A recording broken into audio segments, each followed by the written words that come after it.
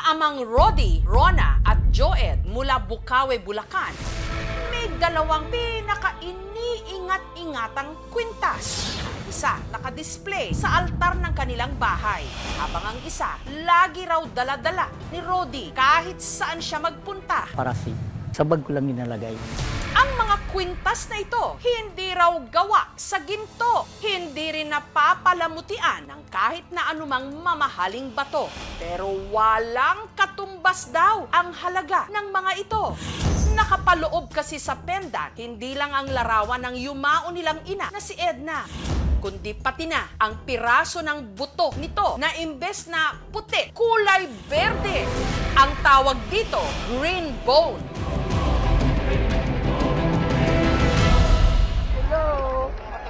Ayon sa paniniwala ng mga Chino, bibihira lang ang meron nito. Kung may mahanap na green bones sa labi ng isang yumao, ibig daw sabihin mabuti siyang tao. Bagay na totoo raw. Happy birthday! Sa kaso ng ina nilang si Edna nung ito'y nabubuhay pa. Nung nalaman ko po na may green bone siya, hindi na rin po ako nagtaka. Kasi alam ko po na mabait po talaga siya. Hindi lang po sa aming pamilya. Tubong aklan si Edna. Dekada 70, nag-working student sa Maynila. Kalaunan, bumuo sila ng pamilya ng kanyang mister na si Rodi. Hindi man kami nag-away. Minsan, tukso-tuksuan niya gano'n. Mahal ko talaga siya. Mulang nagsama kami, wala man kami ibang yung ano namin. Alaki namin yung anak namin. Ayun, gusto namin mabigyan ng magandang buhay. Sa pagpapaaral nila sa amin, nakapagtapos po kami. Lahat po ginawa niya, ginapang niya po lahat para makapagtapos kami ng kapatid ko. Gusto namin masuklian po yung mga ginawa po sa amin nila. Tulad na rin ng mama ko, pati papa ko po. Kasi alam ko po kung gaano nila ginawa lahat para sa amin, ma'am.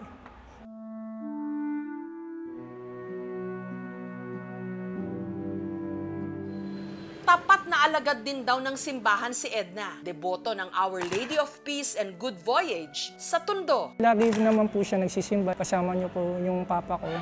Siya po yung nagbibigay po ng mga donation.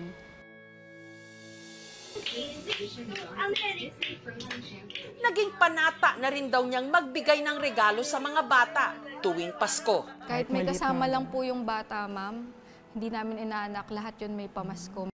Ang kabutihan ng puso ni Edna, ipinaramdam niya kahit sa hindi raw niya kadugo, katulad ng dati niyang katrabahong si Maricel. Siya lang yung nasasabihan ko na minsan ng mga problema ko. Para siya kasing pangalawang nanay ko na pagdating sa work. May pagkakataon pangaraw na si Edna ang nag-aalaga sa kanyang mga anak.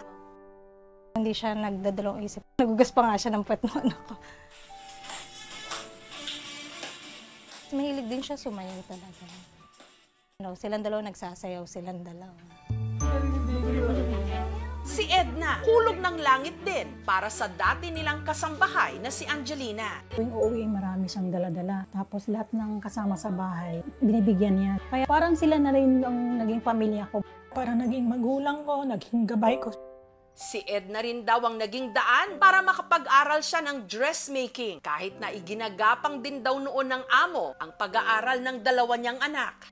Sana kung nabuhay pa siya, naparamdam ko sana sa kanya o nasabi na na kung gaano rin siya ka-importante sa akin.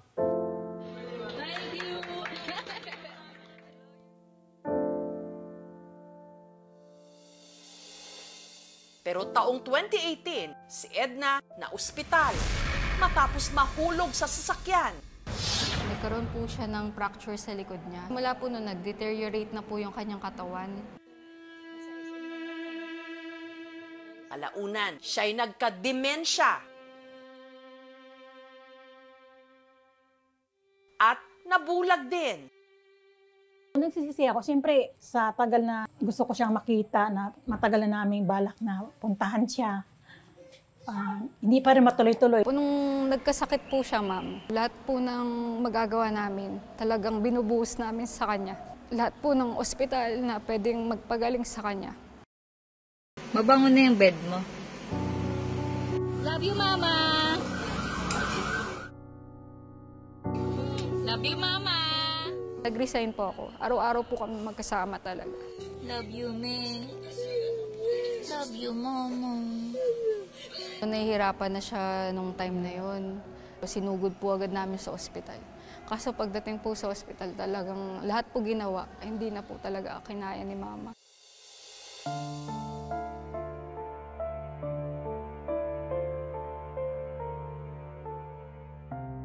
Sobrang sakit po. Ang dami-daming tao sa mundo, no? Bakit yung mababait lagi yung kinukuha na una? Maalala mo yung lahat ng kabutihan niya na ginawa niya sa'yo. Kahit wala na siya, maalala mo pa rin siya eh. Ang mga labi ni Edna, ipinakremate.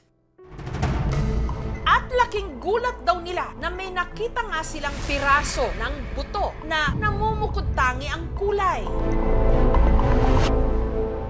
Isang buong po siya, ma'am. Hinati po namin, ma'am, para po ma-preserve. Ang berdeng buto na nakita sa labi ni Edna, pinagawan nila agad ng pendant. Bali po, ginitna po namin siya dito po sa may hagdan para kapag aalis po kami ng bahay, lagi po namin siyang madadaanan. Yan ang kasakdal-sakdal. Yan ang walang bahid. Yan ang kahangahang. Pagsapit naman ng alas 6 ng gabi, sabay-sabay silang nagdarasal sa altar, kung saan nakalagak ang kwintas na may green bones ng kanilang ina. Para po nandyan pa rin po si Mama. May bahagi po ng katawan niya na nandun pa rin.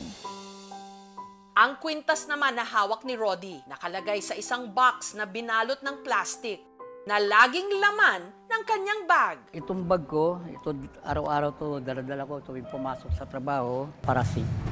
May paniniwala rin na may swerteng dala ang green bones. Minsan po, nagbebenta po ako ng mga gold. Nagkaroon po ako ng buyer. Nakatulong ako sa family po, financially. Hindi po kami nasisiro. Siya po yung naging lucky charm ko. May mga nagagawa siyang good karma. It's not always about money. It's also well-known pang ward off ng mga bad spirit or mga negative energies. May kasabihan na kapag daw ikinremate ang isang tao at nakahanap ng kulay berdeng buto sa kanyang mga abo, ibig sabihin, naging mabuting tao yun. Ang paniniwala tungkol sa green bones at ang kabutihang sinisimbolo nito ang tema ng pinakabagong handog ng GMA Pictures at ng GMA Public Affairs ngayong Pasko, na pinagbibidahan ni Kapuso actors Dennis Trillo at Ruru Madrid, ang pelikulang Green Bones. Alam ko may tinatago ka. Alam ko na hindi ito posible, pero bakit bumubuhos ang niebe? Kung bibigyan mo ang sarili mo ng pagkakataon, pwede ka lumaya. Ang tanong lang, kung anong klaseng tao ang lalabas sa kanila. Bihira raw talagang makahanap ng green bones sa labi ng mga yumao. Pero sa kaso ng mga tigaragay sa Camarines Sur na si Monina, hindi lang isa, kundi dalawa sa yumao niyang mga kamag-anak ang nakitaan daw nito. Una, nung namatay ang kanilang nanay Lulu taong 2021 at ang kanilang tatay Nestor na nito lang taon pumanaw. Pareho silang nagkaroon ng komplikasyon sa kidney. Kahit po Chinese family po kami, wala po kaming alam kung ano man po about sa green bone. Ang nakolekta nilang green bones mula sa kanilang mga magulang, itinago nila sa kanilang mga urn o sisidlan ng abo. Ito po, dito po nakalagay ang abo at green bone po ng aking nanay. Ito po yun. Dito naman po ay ang aking tatay. Ito naman po yung kanyang green bone na nakuha.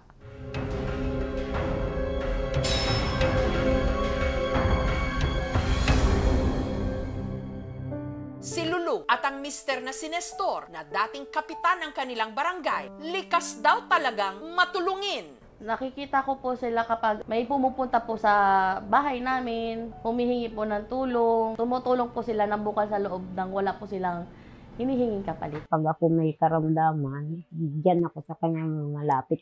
Bibigyan din po kami ng paggamot. Ang mag-asawa rin daw ang nagpaaral sa pamangkin nilang si Charles. Kasi yung papa ko nagtatricycle pa ng time na yun. Medyo kapos pa rin. Ito po yung yung bahay na binigay ni Uncle Nestor dito sa baba. Tapos may extension pa po yan dyan sa kabila. Siya po ay bedridden na. Ayaw ko pong makita siya ng ganon. Sabi niya sa akin, pagod na ako. Gusto ko na magpahinga. Kasi nawakan niya po yung kamay ko. Tapos nakita ko medyo lumuha. 95, 96, 97, 98, 99. Pero wala talagang taong perpekto. Sa mga huling sandali ni Nestor sa mundo, nasaksihan ng anak niyang si Monina kung paano binago ng sakit ang kanyang ama. Siguro kasi po masama na siya pakiramdam.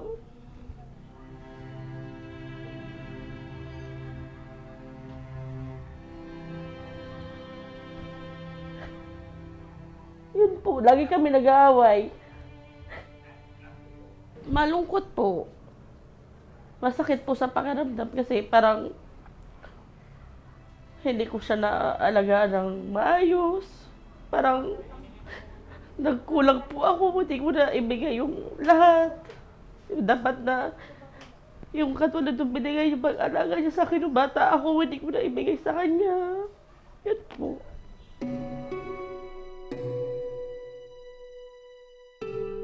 Gayunman, hanggang sa huling hininga raw nito, wala siyang ibang hangad kundi ang mapabuti ang kanyang pamilya. I love you niya na lang yun sa akin. Parang yun na lang pong nasa isip ko. Kung pagod ka na, sige na, pahinga ka na, sama ka na kay nanay.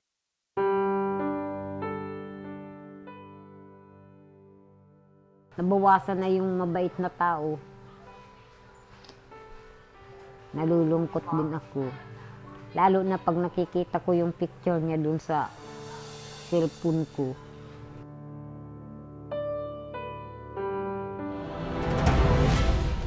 Pero kung titignan sa punto de vista ng siyensya, bakit nga ba may nakikitang berdeng buto o green bones sa ilang mga yumao?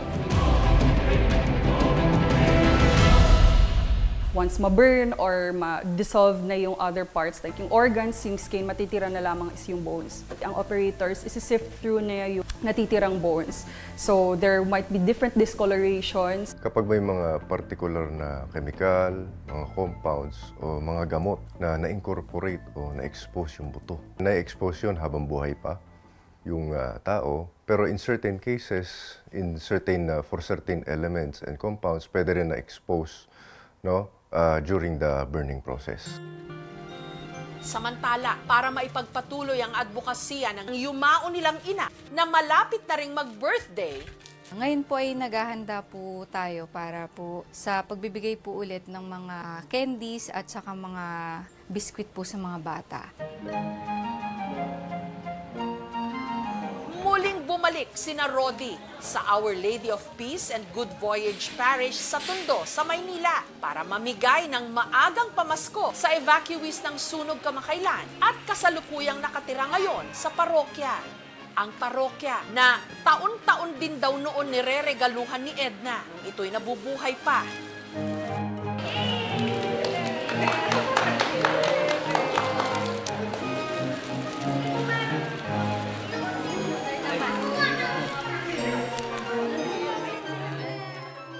Thank you na lang po kay Ma. Marami pa salamat. Hindi ako magkani. Mama, mahal na mahal ka namin. Ingatan mo kami palagi at mag-iingat ka rin dyan palagi kung saan ka man po naroroon. Simple lang ang batas ng mundo. Mabuhay kang walang tinatapakang kahit sino. Sa panahong lumalabo na kung ano ang tama sa mali, kung ano ang kasinungalingan sa totoo. Piliin at piliin pa rin nating maging mabuting tao. Hindi man sagad sa buto, pero yung alam mong dahil sa'yo, may mga buhay na mababago dahil sukdulan kang magmahal. Love you, Mama! At taos-pusong makipagkapwa-tao.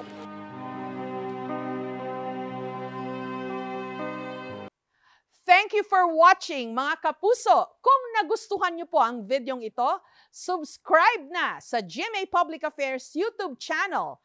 And don't forget to hit the bell button for our latest updates.